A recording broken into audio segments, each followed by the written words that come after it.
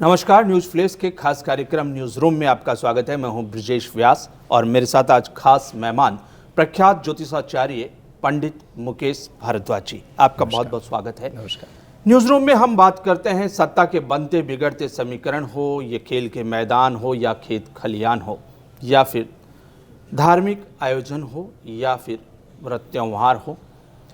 इससे भी आगे हटकर आज हम बात कर रहे हैं अलग अलग मुद्दों पर एक अलग अंदाज में, वो भी हमारे खास मेहमान पंडित मुकेश भारद्वाज जी के साथ। बताएंगे कि ज्योतिषीय आधार पर इन घटनाओं का, राजनीतिक उठापटक का, सामाजिक सरोकार का, इन सब का ज्योतिष के दृष्टिकोण से किस तरह से आकलन किया जा सकता है।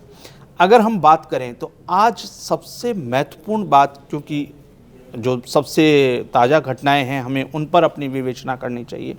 आज सबसे दुखद पहलू यह है कि महाकुंभ जैसे बड़े आयोजन में त्रासदी हुई, भगदड़ मची 1:30 बजे रात को, और कहते हैं कि 35 से 40 लोगों की तो अभी तक खबर है कि वो सब दिवंगत हो गए।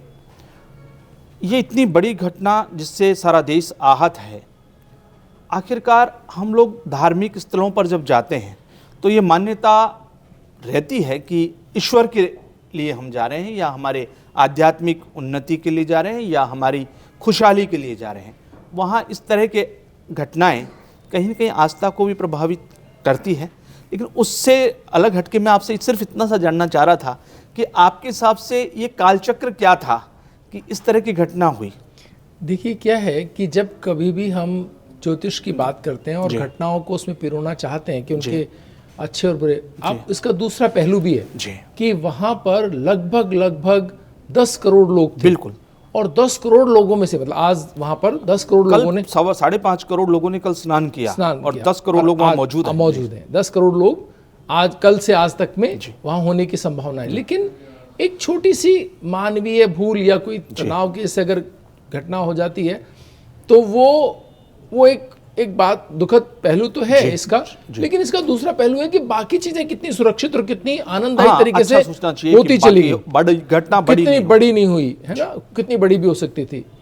हम जब पुरातन काल में देखते हैं तो ऐसी घटनाओं में हम ये मानते हैं कि हमारे जो वानप्रस्थ और संन्यास आश्रम है, उसमें जब व्यक्ति अपनी जिम्मेदारियों को पूरी कर लेते थे, उसके बाद तीर्थाटन करने जाते थे। और वो ये जो हमारे जो चारों धाम हैं और ये जो इस तरह के कुंभ के आयोजन हैं, इनमें जो अपने जीवन में जो भी उन्होंने ऐसा कुछ हो गया है, कोई ऐसी उनके हाथ से कोई ऐसी अनहोनी घटनाएं हो गई या कुछ, तो उसका ईश्वर से क्षमा प्रार्थना और अपने पापों का निस्तारण करने के लिए भी और आध्यात्मिक उन्नति के लिए भी लोग वहां होते थे। अभी ये जरूर है कि हर जो बच्चे हैं, युवा हैं, वो इस दृष्टिकोण से कि हमारा देश कैसा आध्यात्मिक उन्नति और किस तरह से वो इससे जुड़ सकते हैं, जिनसे वहाँ होते हैं। और वहाँ फिर अलग अलग उनके सबके इच्छाएं और मनोकामनाएं हैं, वो ईश्वर पूरी करे, ये तो बात है ही। लेकिन ये ऐसा ना हो जाए कि ये कोई एक वीडियो रील बनाने या इस तरह की चीज। बिल्कुल, हमने हमारे पहले के कार्यक्रमों में इस बात पे चिंता जाहिर की कि ये ग्लैमर, वहां से उलझता है मामला कि वो लोग एक तो ज्ञान और उसके लिए कोई जा रहा है, अध्यात्म के लिए जा रहा है, और एक फैशन या अपने शो बिजनेस के लिए जा रहा है। तो ये दोनों का घालमेल जो है ना, ये कहीं ना कहीं चीजों को परेशानी में डालता है। और उसमें फिर वो एक अध्यात्म से जुड़ा व्यक्ति शांत और स्थिर रहता है। एक कहीं आयोजन में जाएगा भी तो शांति से अपनी बारी का इंतजार अलग होगी, वो शांति से अपनी बारी का इंतजार करेगा। लेकिन जिसके अंदर वो व्यग्रता है या कुछ मनोकामना है, तो वो हो सकता है कि वो उस भीड़ को पुश करके जल्दबाजी या इस तरह का, ये कि जो कहते हैं कि एक अजीब सी होड़ हो गई कि आज इतने पहुंचे, आज इतने। ये आंकड़ा इसलिए बढ़ा क्योंकि वो जो वानप्रस्थ आश्रम के नज़दीक थे या जो सन्यास के या जो एक उम्र के उस पड़ाव पर है जहां उनको लगता है कि अब अपनी उन्नति, आध्यात्मिक उन्नति के लिए उसके लिए मुझे वहां जाना चाहिए, उसकी बजाय अब ये एक इवेंट की तरह हो गया। और जो चीज़ है ना, इसको हार्म पहुंचाया। देखो, घटना तो इतने करोड़ लोगों के बीच और छोटे आयोजन में जहाँ 10-20 हजार लोग कहीं भी हो जाते। बिल्कुल। जहाँ तक ज्योतिषीय आकलन का सवाल है, बृहस्पति, सूर्य और चंद्रमा की जो स्थिति है, मकर राशि में सूर्य और चंद्रमा और बृहस्पति का वृष राशि में होने से इसमें कमी आई है, मैं आपको ये कहना चाहूंगा। अच्छा, यस, मतलब ये अच्छा था कि बड़ी घटना ना हुई, ये ग्रहों की स्थिति ये थी। उसने रोका जी। अदरवाइज इतनी बड़ी संख्या को संभालना मानवीय बस में नहीं है। बिल्कुल, बहुत मुश्किल बात है। आप 10-20-50,000 आदमी संभालने में, शहर की कैपेसिटी है कि भाई उसमें कितने लोग आ सकते हैं। वो दृश्य जो आए और जो तस्वीरें आ रही थी वो वाकई में बहुत गंभीर था विषय कि इतने लोग। तो उससे तो ये बचा हुआ है उल्टा, जी, है ना। तो ईश्वर ने इसको अपनी जो है आशीर्वाद दिया, और इतने बड़े जो घटनाक्रम में कुछ बहुत बड़ा घट सकता था उसके बजाय बहुत छोटे रूप में हुआ।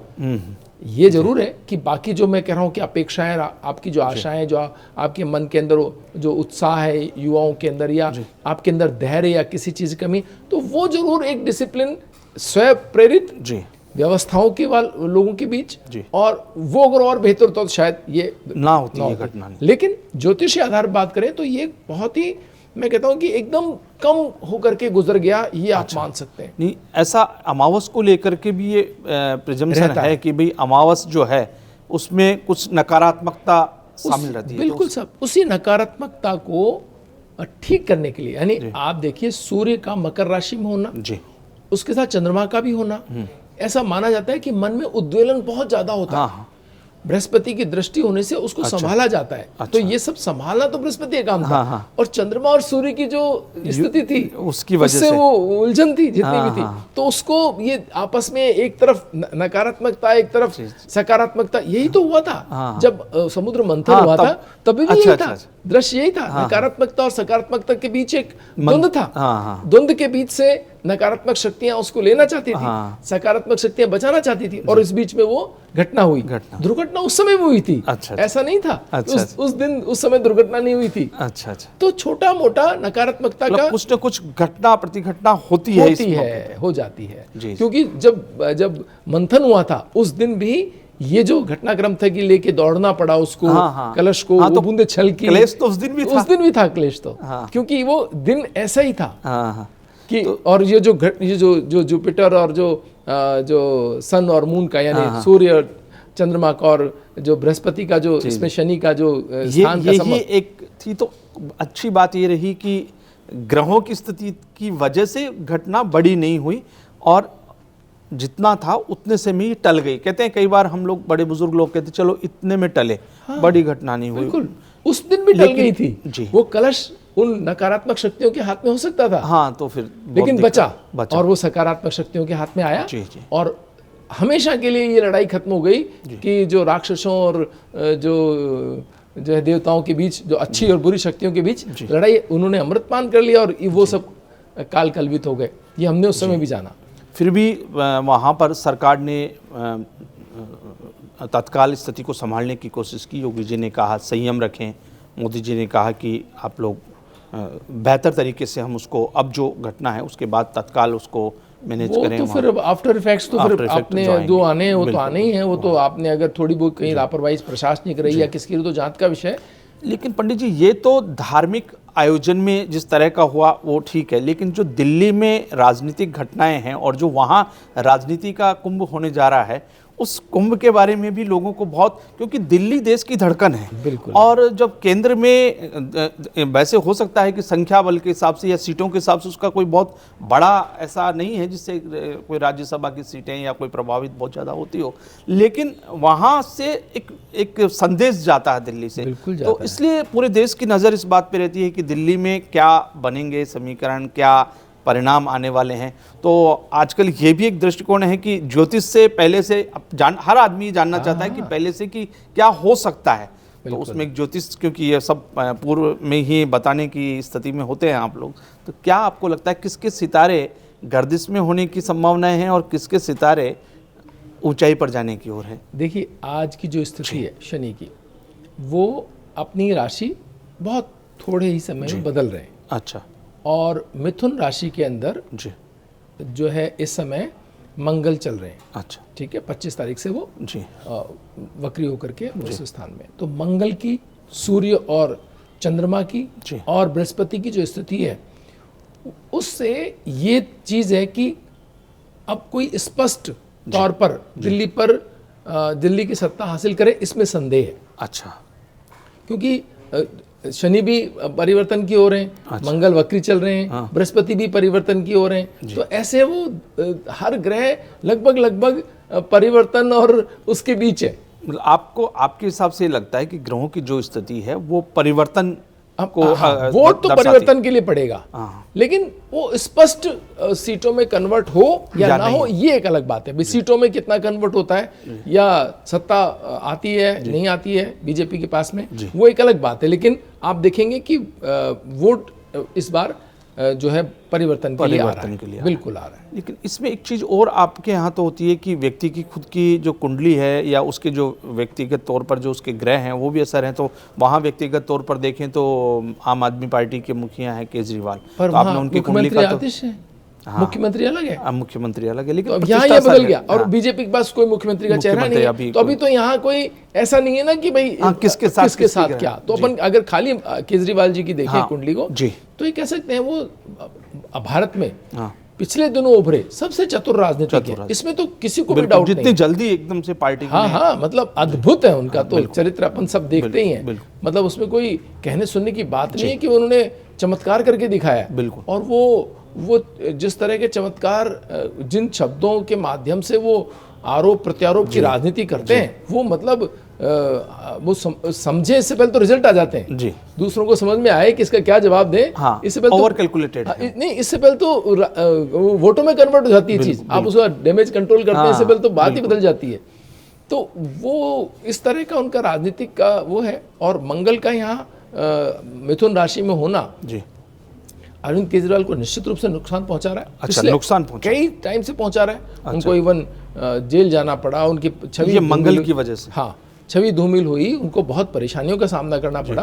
तो बहुत सारी परेशानी उन्होंने झेली है, क्योंकि उनकी नाम राशि जो है वो मेष राशि है, उसका स्वामी मंगल है, और मंगल परेशानी में था। तो उनको लगातार परेशानी झेलनी पड़ी। अभी भी वो परेशानी के अंदर ही है। अच्छा, अभी जब तक ये चलेगा ये चुनाव का, तब तक भी मंगल की स्थिति वही है। तो आप देखिए ना, पिछले चुनाव में तो क्या ब्लॉकबस्टर उनको, हाँ, इसलिए उस समय मंगल की स्थिति ठीक है। पंजाब में देखिए, वहां देखिए तो अच्छी पोजीशन पे तो हमेशा उनको बेहतर विजय मिल जाती। इस बार वो फंसे में, तो क्या स्थिति रहेगी वो देखने वाली बात है। लेकिन नंबर्स में कितने कन्वर्ट आएंगे, कितना कंफर्टेबल मिलेगा नहीं मिलेगा, वो मेजोरिटी तो हो सकता है कि उपराज्यपाल के हाथ में चीजें रहें, इसकी संभावना इस तरह का हो कि जिसमें स्पष्ट बहुमत किसी को ना मिले, मतलब वो उपराज्यपाल के हाथ में कुछ आ जाए और उस परोक्ष रूप से केंद्र के हाथ में चला जाए, मतलब इसकी संभावना दिखती है, अगर नंबर पूरी तरह से कंफर्टेबल नहीं हुआ तो। जी पंडित जी, आप तो राजस्थान के मामले में भी अध्ययन तो करते होंगे और आपके पास तो कुंडलियाँ वगैरह सब रहती है। अभी राजस्थान में बहुत अच्छे से सब कुछ चीज़ें संयोजित है, चल रही है, बेहतर है, परिणाम जो सत्ता पक्ष है उसके पक्ष में आए हैं, सब कुछ चीज़ें, बड़ा इन्वेस्टर्स का सेमिनार हो चुका है। क्या लगता है कि अगर हम विकास के परिप्रेक्ष्य में बात करें तो राजस्थान की कुंडली देखें और विकास के परिप्रेक्ष्य में बात करें, राजस्थान को देखें और उसकी पॉलिटिकल संभावनाओं को तलाशें, तो क्या लगता है आपको? आप देखिए, भजन लाल जी जो हैं बिल्कुल फोकस्ड व्यक्ति हैं। इनको जो टास्क इन्होंने ले लिया, जो लक्ष्य इन्होंने निर्धारित कर लिया, उस लक्ष्य को पाए बिना चैन नहीं आए, ऐसे व्यक्ति के रूप में हम इनको ज्योतिष के आधार पर देखते हैं। बिल्कुल, बहुत अच्छी है ना। अगर कोई टास्क इनके मन में कोई संकल्प आ गया कि ये संकल्प मैंने लिया है और ये संकल्प आज से मैंने तय कर लिया कि ये करना है, आप देखेंगे कि कोई बाधा, ज्योतिष आधार पर बताता हूं मैं, कोई बाधा इनको रोक नहीं पाती है। अच्छा। सितारे इनको इस कदर फेवर करते हैं, सितारे तो हैं ही, सितारे तो आसमान पर हैं, बिल्कुल बाकी सब ध्वस्त हैं, कोई इनके सामने टिक नहीं पाता, इनके लक्ष्य के आगे। मैं नहीं कहता कि राजनीति के आगे, ये उतने मतलब उस तरह के राजनीतिक नहीं है, ये एक तरह के प्रशासनिक दृष्टि से या लक्ष्य को जो साध के चलते हैं, अर्जुन की तरह के लक्ष्य को,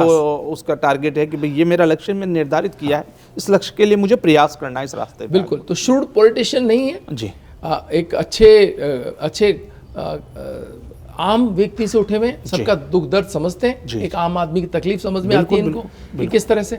बस वही है कि अपने लक्ष्य ये जो सही निर्धारण करने में, अच्छा ऊपर से जो राजनीति है आज देश के अंदर, दोनों केंद्र में भी सरकार है, यहाँ भी उसका फायदा बात है, तो वो जो तो उसका फायदा मिलेगा इनको बहुत बढ़िया। और लक्ष्य निर्धारित करके अगर इनको दे दिए गए सब ये पूरा कर दीजिए, तो आप देखेंगे कि ये पूरा करके, मतलब बहुत खुशी की बात है कि अगर इस तरह से लक्ष्य, तो इनका लक्ष्य क्या बनता है वो एक बात है जी।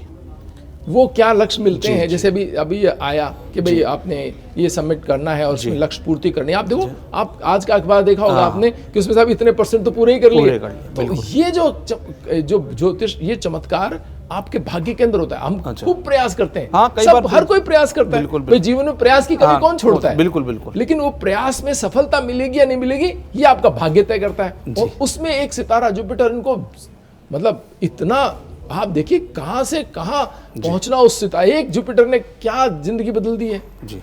तो अब ऐसे ही वो हर बार देता है, ये बस इनको तो निर्धारित करना है मुझे क्या करना है, फिर उसके बाद वो अपने आप लक्ष्य की ओर आगे बढ़ते हैं। ईश्वर अपने आप उनको समर्थन देंगे। और जो है अब तो जन भावनाएं भी, मतलब आप देखो जिस जब शनि की बात करें ना, जुपिटर की बात, बृहस्पति की बात कर रहे हैं, तो जुपिटर तो वैसे भी प्रशासनिक, ऐसा कहते हैं कि प्रशासनिक और आपकी जो ओरा निर्धारित करता है, पूरी तरीके से आध्यात्मिक है, बिल्कुल बहुत आध्यात्मिक है, ईश्वर के प्रति वो रखते हैं कि भाई। तो और धन संपदा, मतलब बृहस्पति के अंदर में धन संपदा है, तो राजस्थान एक तरह से जो धन के मामले में जो है वो बहुत ही संपन्न 5 सालों में आप देखेंगे कि ईश्वर करे कि बहुत अच्छी बात आपने बताई कि बृहस्पति की वजह से राजस्थान में भी जो उसका आर्थिक उन्नति है, तीव्र गति की उन्नति देखेंगे आप। क्योंकि अभी तक जो राजनीतिक आए, कोई भी पिछले राजनीति, अपन जानते हैं पिछले 20 साल से 2 ही पॉलिटिशियन अपने देखे राजस्थान के अंदर। तो ये जो है जी, ये अलग अलग कहानी उनसे अलग है। एक सूर्य प्रधान व्यक्ति थे, उनके सामने कोई टिकता ही नहीं था। दूसरे थे तो शनि प्रधान थे, उनकी राजनीति के आगे कोई नहीं टिकता था। तो ऐसे में एक बृहस्पति है, बुद्धि है, लक्ष्य निर्धारित करने वाले व्यक्ति हैं, और इसके साथ में पुण्य प्रभाव है कि भाई मैं वो करूंगा जो मैंने तय कर लिया, और वो जो तय कर लिया वो होके रहेगा, वो ईश्वर से मदद कर। वैसे भी बृहस्पति जिनका धन होता है वो सकारात्मक चाहते हैं, सकारात्मक, सूर्य और नेगेटिव नहीं, किसी के प्रति नकारात्मक नहीं है कोई भी। अब ये कंप्लेंट नहीं कर सकेगा। आप तो जो है इसके नहीं, वो हम देख रहे हैं, आप जो कह रहे हैं वो चीजें दिखाई भी दे रही है। किसी के प्रति भी आपको नकारात्मक कार्रवाई नहीं दिखाई देगी इस राज्य में। और एक और चीज दिखेगी आपको जो सकारात्मक सोच के साथ है, वो है धन का प्रभाव। राजस्थान दिनों दिन अमीर होता चला जाएगा, मतलब धन की दृष्टि से। हम यही हमारा विषय था कि आर्थिक रूप से राजस्थान की प्रगति में ये सितारे सरकार के और सरकार में बैठे लोगों के क्या है। हमने बातचीत की कुंभ की आपदा की, कुंभ में जो क्लेश हुआ उस पर हमने बात की। दिल्ली में आप पंडित जी ने बताया कि वहाँ अनिश्चितता का माहौल रहेगा, और राजस्थान की आर्थिक प्रगति को लेकर पंडित जी आशान्वित है कि दिन दूनी रात चौगुनी प्रगति राजस्थान करेगा आर्थिक रूप से, मुख्यमंत्री भजन लाल के नेतृत्व में। हम फिर हाजिर होंगे इसी न्यूज़ रूम में किसी नए मेहमान के साथ। तब तक की इजाज़त, नमस्कार।